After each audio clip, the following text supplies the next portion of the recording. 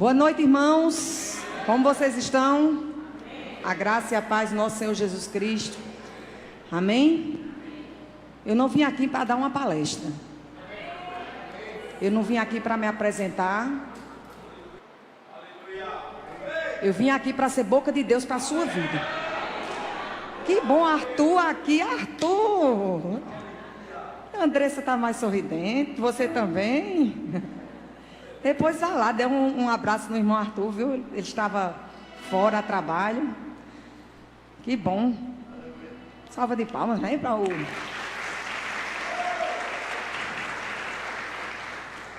Bom filho, a casa sempre retorna, né? Mas ele é da casa mesmo, ele só está a trabalho por aí, pelo Brasil afora, cumprindo a missão dele, naquilo que ele foi chamado também na sua profissão, sendo luz aonde quer que ele coloque os pés. Amém? Então, como eu estava falando, eu não vim aqui dar uma palestra, nem me apresentar. Eu vim aqui para ser boca de Deus para a sua vida. Eu vim aqui para lhe estimular a você ter confiança em Deus. Lhe estimular a crer em milagres. Lhe estimular a andar naquilo que agrada o coração de Deus, em fé. E esses dias saltou uma frase no meu coração e tem tudo a ver com aquilo que nós vamos receber da parte do Senhor. Nesse tempo, eu quero que você abra a sua Bíblia em 1 Reis, capítulo 17. Daqui a pouco eu digo a frase que saltou ao meu coração. 1 Reis, capítulo 17.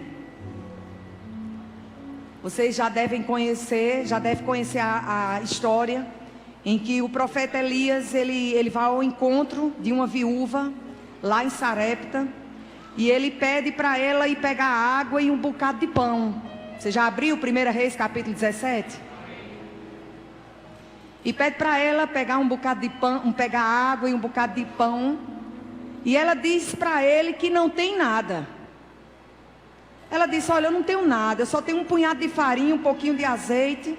Eu vou cozinhar para mim e para meu filho, depois nós vamos morrer.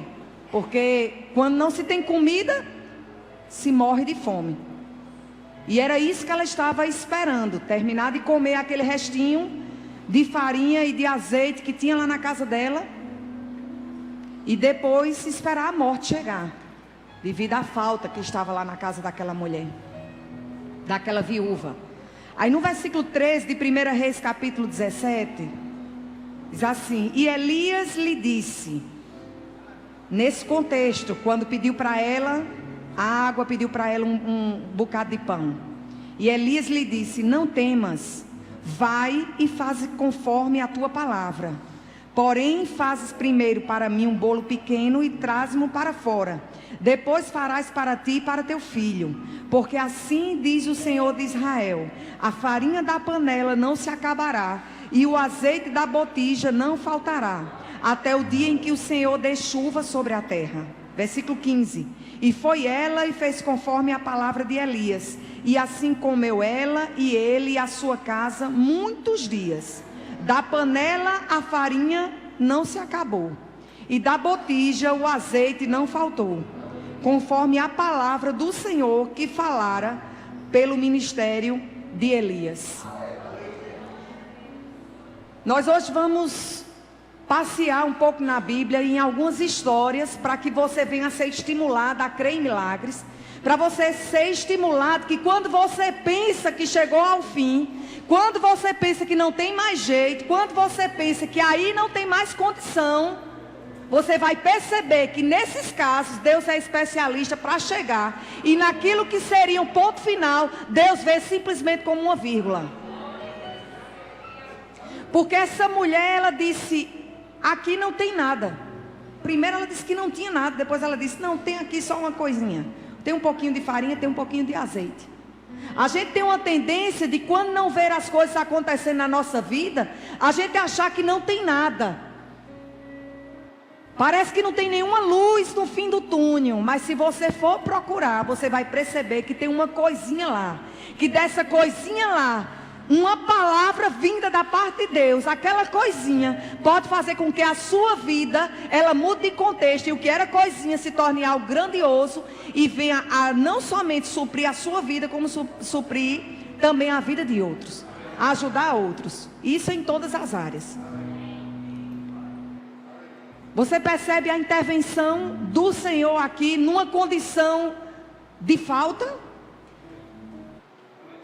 Aí vamos lá para Gênesis capítulo 22, versículo 9.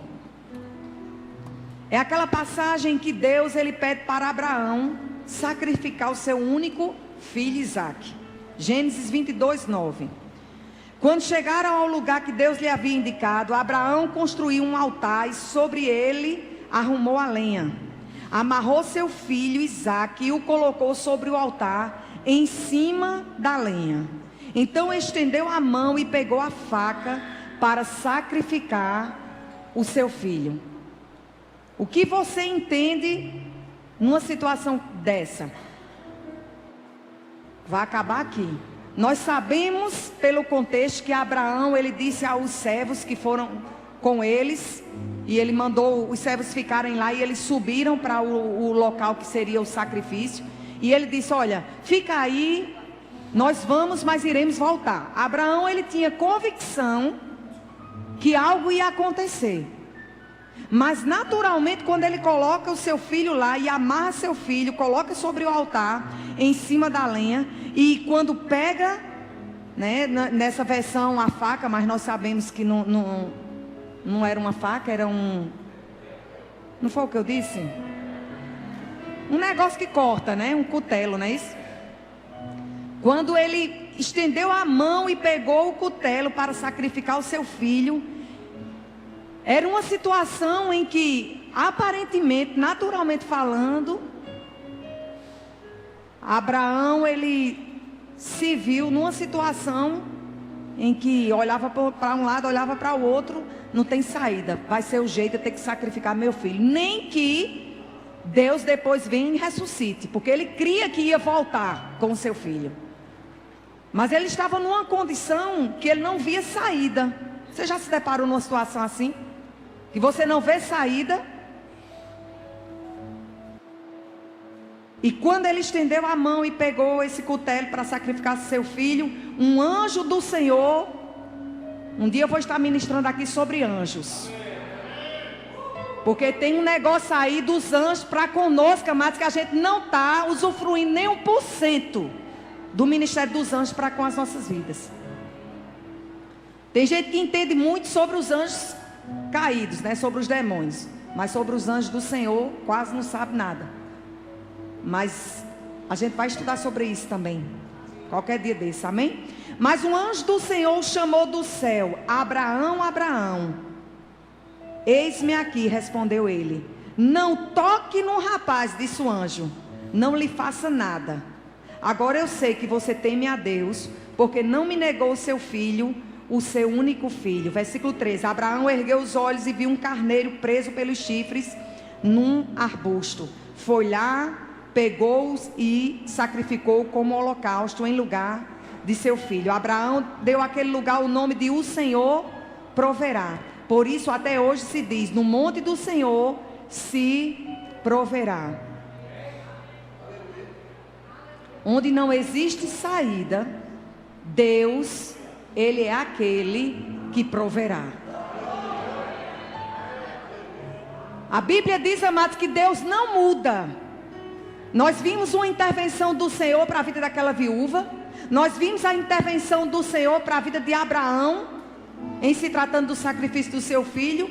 E o que dizer de Lázaro? Lá em João capítulo 11, versículo 38. João capítulo 11, versículo 38. Jesus, agitando-se novamente em si mesmo, encaminhou-se para o túmulo. Era este uma gruta, a cuja entrada tinha posto uma pedra. Então ordenou Jesus: tirai a pedra. Disse-lhe Marta, irmão do morto: Senhor, já cheira mal, porque já é de 4 dias. Respondeu-lhe Jesus: não te disse eu que se creres, verás a glória de Deus? O que é que não está funcionando na sua vida? Qual é a área na sua vida que parece que morreu? Só parece.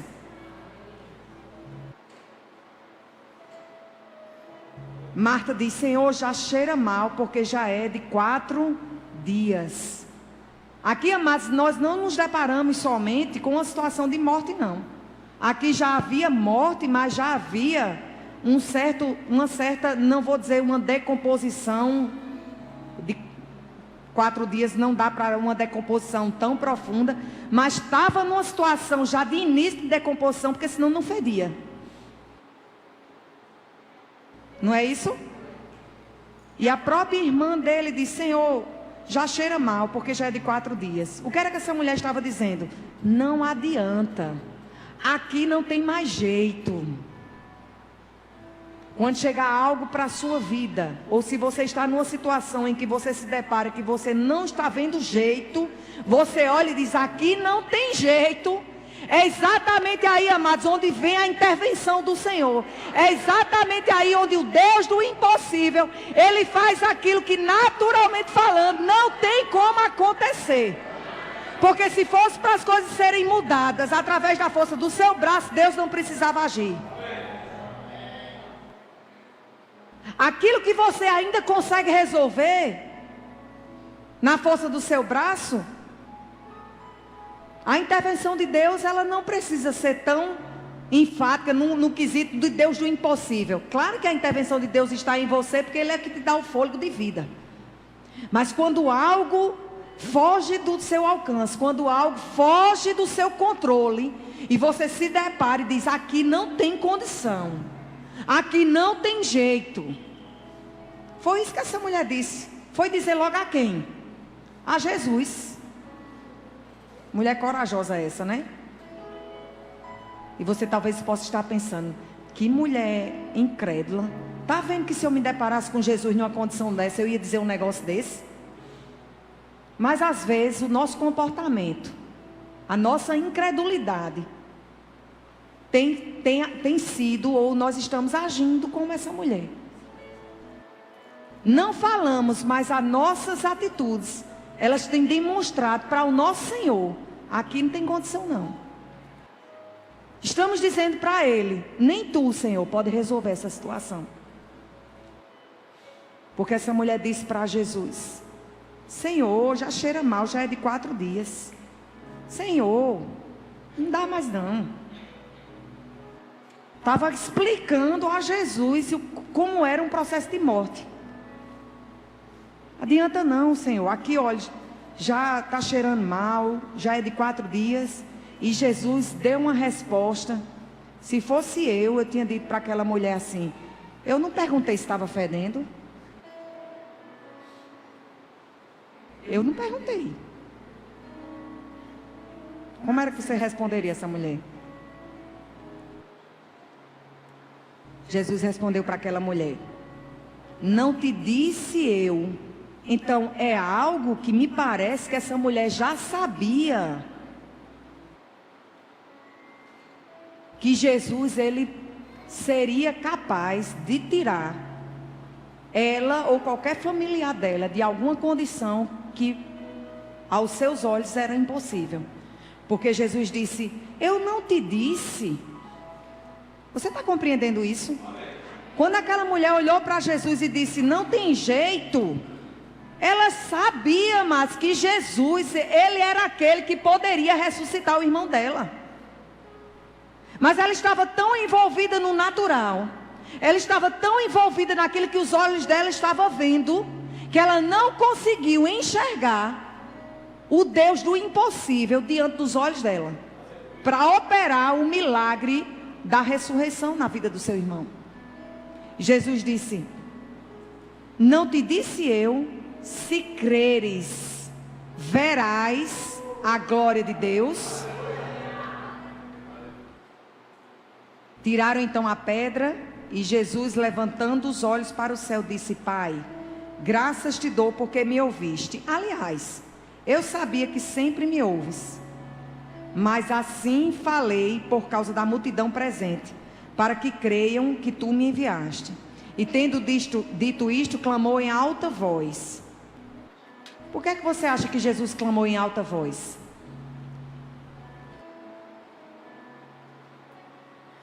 Jesus clamou em alta voz. Será que é porque Lázaro, do outro lado da pedra, não poderia ouvir, por isso ele precisou falar em alta voz?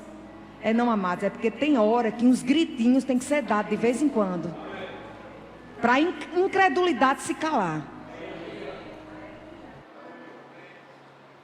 Jesus, ele precisava falar em alta voz: Lázaro, vem para fora, para a incredulidade calar aquela voz que estava dizendo: está fedendo, já faz 4 dias, não tem jeito, não tem condição, o que é que esse homem veio fazer aqui?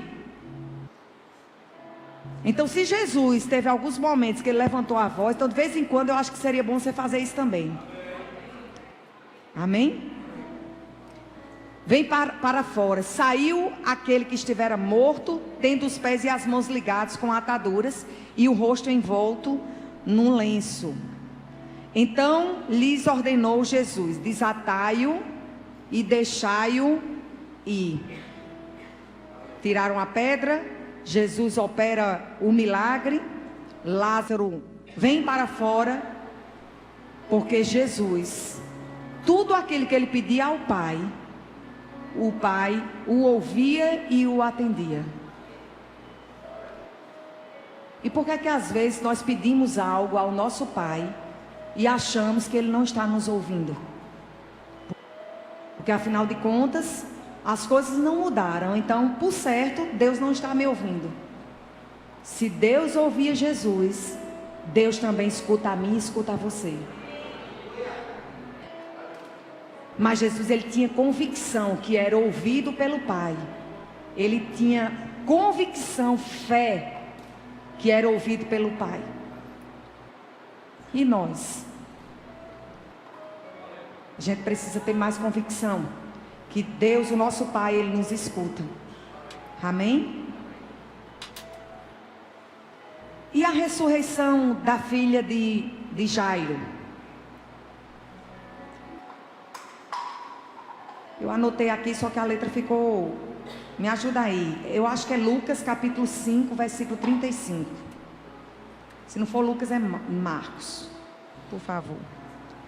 Marcos 5, 35. Enquanto Jesus ainda estava falando, chegaram algumas pessoas da casa de Jairo, o dirigente da sinagoga. Sua filha morreu, disseram eles.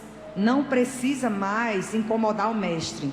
Não fazendo caso do que eles disseram, Jesus disse ao dirigente, ao chefe da sinagoga: não tenha medo, tão somente creia. A ressurreição da filha de Jairo. Chegaram para aquele homem, para Jairo, e disse: pare de perturbar Jesus. Você não está vendo que não adianta mais? Sua filha, ela já morreu. Nem adianta Jesus. Jesus vai fazer o que lá? Tem mais jeito não. Eu vou repetir isso várias vezes para que você saia com isso, como diz meu esposo, indelével em você, gravado em você. Diga assim comigo: indelével. Só para gravar, indelével. Que isso fique gravado no seu coração. Essa frase: não tem jeito, não tem condição, não dá mais, não tem como ser resolvido, está difícil, está complicado. Jesus diz no versículo 37, não tenha medo, creia tão somente. 37, e não deixou ninguém segui-lo, senão Pedro, Tiago e João, irmão de Tiago. Quando chegaram à casa do chefe da sinagoga, Jesus viu um alvoroço, com gente chorando e se lamentando em alta voz. Então entrou e lhes disse: por que todo este alvoroço e lamento? A criança não está morta, mas dorme. Aí todos começaram a rir de Jesus. Ele, porém, ordenou que lhe saíssem, tomou consigo o pai e a mãe da criança. Olha a autoridade que um pai e uma mãe têm.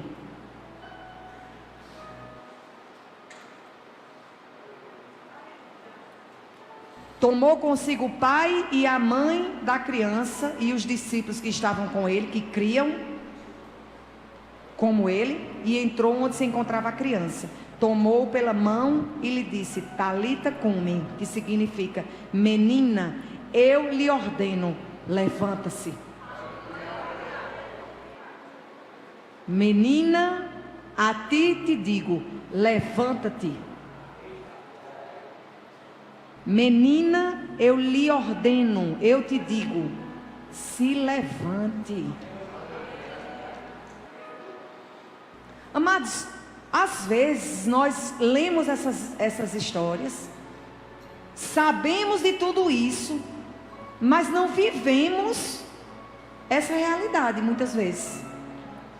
Parece que a gente pensa que é um filme, foi algo que aconteceu, que não é real. Amados, isso é real.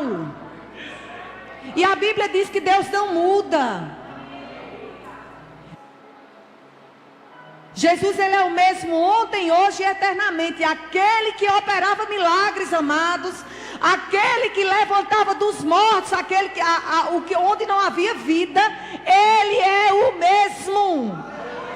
Por que é que você acha que não tem jeito para as suas finanças? Por que é que você acha que não tem jeito para a sua família? Por que é que você acha que não tem jeito lá para o seu ambiente de trabalho? Por que é que você acha que não tem jeito para a sua própria vida? Se Jesus, ele está disponível através do próprio poder dele, o poder que ressuscitou Jesus dentre os mortos, o poder do Espírito Santo, ele habita em nós. Se esse poder está disponível para recebermos, termos e sermos tudo aquilo que ele nos chamou. Está faltando o que, amados, na nossa vida? Está faltando o que? É fé, amados. Não é conhecimento. Nós já sabemos essas verdades, mas nós precisamos andar nessas verdades. Deus é Deus de milagres ainda.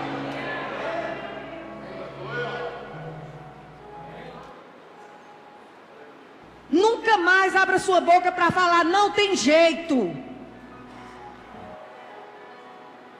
não tem condições, isso não tem como mudar, essa pessoa não tem como mudar. Amados, vamos parar com esse tipo de linguagem, porque isso é incredulidade. Onde Deus, ele mostra na palavra dele que todas as coisas são possíveis para ele, inclusive morte.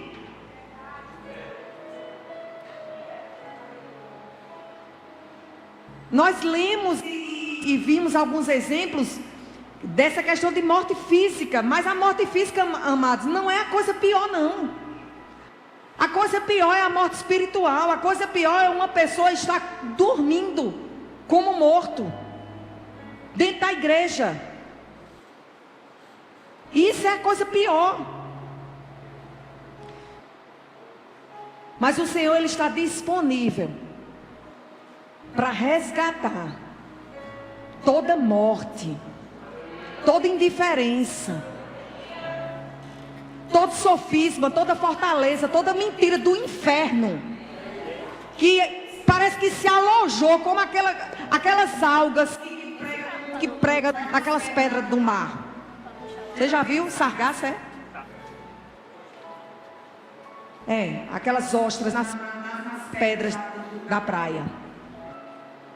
Tem uns sargaços, umas algas que elas se prendem também nas pedras, que você tenta arrancar uma ostra daquela, é ostra, né? Você tenta arrancar, você não consegue de jeito nenhum, porque está encravado, está impregnado. Mas há um poder disponível, mas nessa noite, para despregnar esse negócio da sua vida. Chegou a hora, amados, de andarmos e vivermos esse evangelho que funciona. Milagre é para a nossa vida hoje. O sobrenatural é para a nossa vida hoje. Uma vida no Espírito é para a nossa vida hoje. Coisas que estão sem funcionar na sua vida é para funcionar, amados, porque há um poder aí. O poder que ressuscitou Jesus dentre os mortos habita em nós. Jesus entrou naquela casa, chamou o pai, chamou a mãe, chamou aqueles que criam junto com ele e disse: espera aí, vamos resolver aqui a situação. nem considerou quem estava rindo dele, zombando dele, e você, por qualquer coisinha, você fica incomodado. Aí depois não entende porque é que os milagres ele não estão acontecendo. Jesus não estava nem aí, ele estava para fazer a vontade do Pai. Se zoavam dele, se caçoavam dele, se riam dele. Ele estava nem aí, ele sabia. O que ele tinha vindo fazer aqui não importava. Chamavam ele de Beelzebu. Mas ele sabia qual era o propósito que ele estava aqui. Que ele veio fazer aqui. E ele entrou lá. Quero nem saber o que é que estão dizendo. Estão dizendo que a menina morreu, não quero saber. Estão rindo. Você declarando fé, você declarando a palavra e as pessoas rindo. Isso não funciona. Funciona, amados. Funciona. Persevera para você ver a manifestação daquilo que você tem falado e declarado.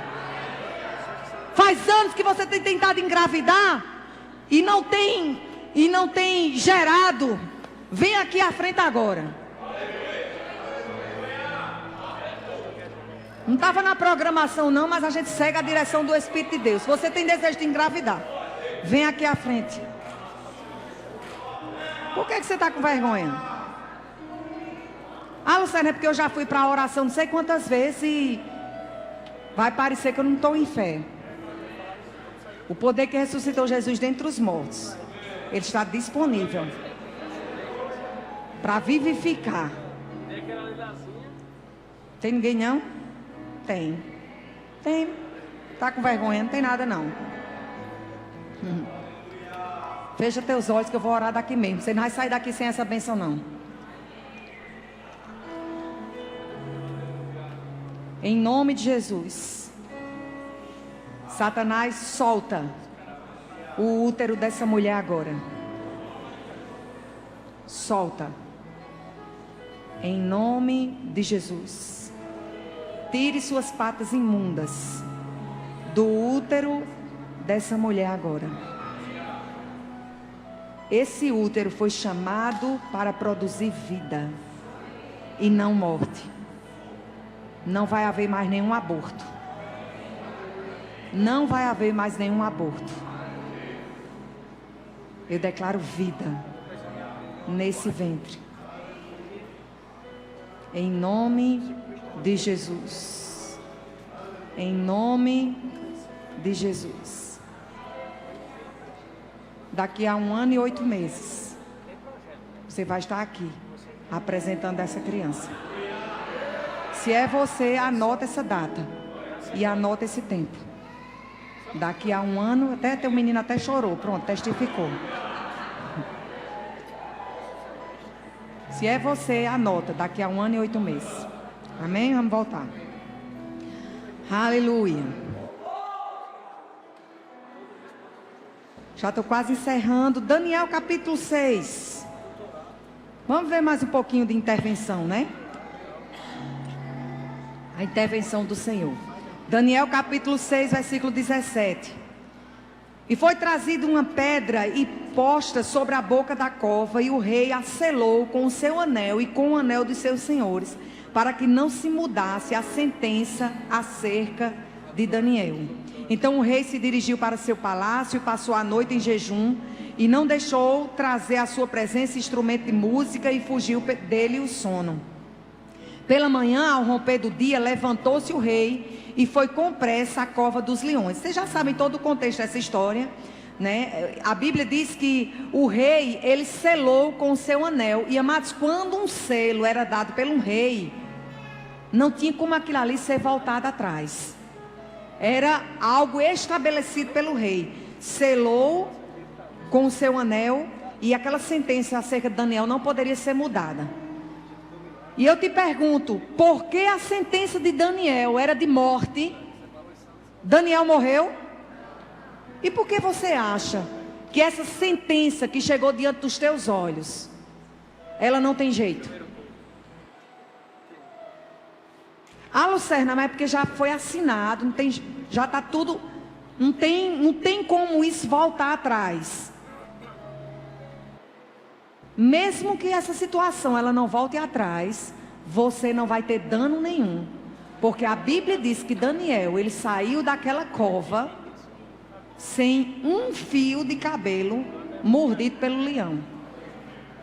Não sei nem se o leão tem como morder fio de cabelo, mas ele saiu ileso, né? Pela manhã, no versículo 19, ao romper do dia, levantou-se o rei e foi com pressa à cova dos leões. É interessante, né? O rei, ele ficou sem conseguir dormir. A insônia não é para você. Lucerna, mas é porque você não sabe a pressão que eu estou passando. Daniel, chora, John Lake, chora porque é sinal de milagre. Porque nós estamos numa noite de milagres, né? John Lake é milagre. E ele quer participar do culto. Então Daniel, ele estava lá naquela cova. E ele saiu ileso de lá. E ele não perdeu o sono. Ele estava preso com os leões, mas não perdeu o sono. O rei estava solto e perdeu o sono. A sua condição, ela não é moldada pelo que você está passando ou pelo lugar que você está. Porque o rei era para estar dormindo e Daniel era para estar acordado. Mas a Bíblia diz que quem estava acordado era o rei. Aí chegou na cova, no versículo 20, chamou por Daniel com a voz triste. Além de ter perdido o sono ele também era incrédulo também, né? E disse o rei a Daniel: Daniel, servo do Deus vivo. Ele sabia quem Daniel era. Será que as pessoas sabem quem você é? E disse o rei a Daniel: Daniel, servo do Deus vivo, dar-se-ia o caso que o teu Deus, a quem tu continuamente serves, tenha podido livrar-te dos leões. 21. Então Daniel falou ao rei: ó rei, vive para sempre. O meu Deus enviou o seu anjo. Olha o outro anjo aí. Você percebe que os anjos do Senhor, eles são enviados por Deus para vir no teu socorro quando algo não tem saída. E o meu Deus, ele pode, amados, enviar anjos para fechar a boca daqueles que estão se levantando contra você. Deus, ele pode enviar anjos para fechar a boca daqueles que têm tentado te destruir de alguma forma. Aqui, os anjos veio para fechar a boca dos leões. Passou o zíper, né, na boca dos leões. Para que não me fizessem dano, porque foi achada em mim inocência diante dele. E também contra ti, ó rei, não tenho cometido delito algum. Então o rei muito se alegrou em si mesmo e mandou tirar Daniel da cova. Daniel estava na cova, mas ele era livre. Só se manifestou. Assim foi tirado Daniel da cova e nenhum dano se achou nele, porque crera no seu Deus. E nenhum dano se achou nele, porque crera no seu Deus. E nenhum dano se achou nele, porque crera no seu Deus. Arthur, eu sei que você já tem essa convicção, mas permanece tendo que nenhum dano vai chegar na sua vida. Porque você sabe em quem você crê. Você crê no Senhor. Nenhum dano que possa ser levantado contra você não vai prosperar. Amém? Aí, para encerrar, Sadraque, Mesaque e Abidnego na fornalha. Daniel capítulo 3, no versículo 19, se você quiser só anotar. O rei Nabucodonosor, ele se enche de furor e se levanta contra Sadraque, Mesaque e Abidnego, ordena que a fornalha se aqueça 7 vezes mais do que costumava aquecer. Pede para os homens mais poderosos do seu exército atar eles, amarrar eles, colocarem eles para lançar eles na fornalha, né? E esses homens, eles foram atados com as suas capas, com suas túnicas, com seus chapéus e demais roupas, e foram colocados lá dentro da fornalha.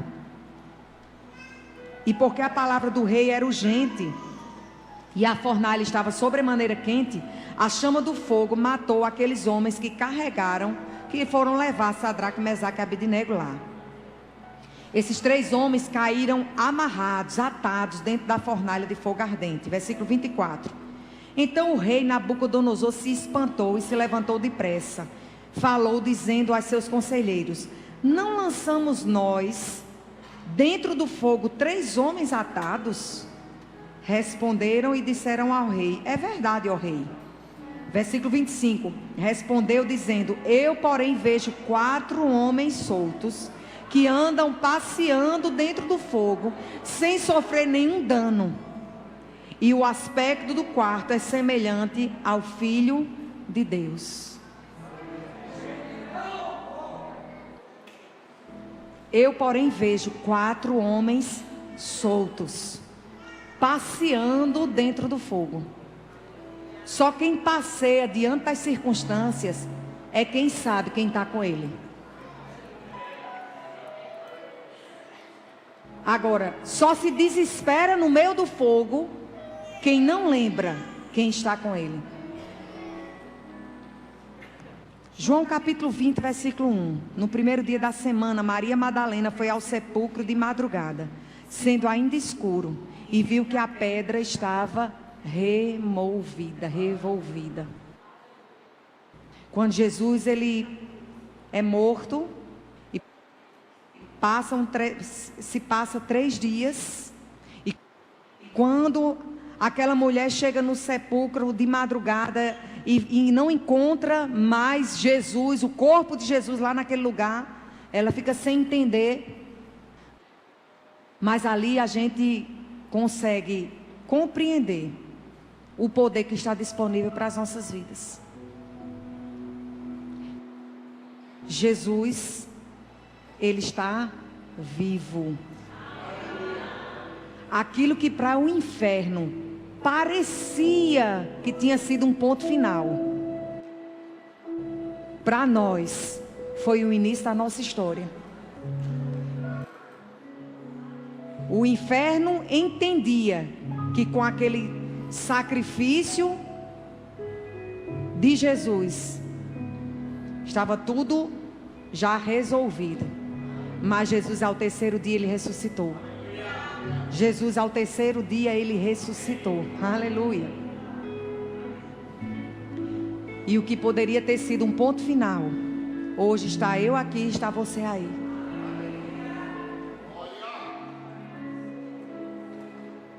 Aquilo que poderia ser um ponto final para a sua vida, para Deus é apenas uma vírgula. Foi essa frase que saltou ao meu coração.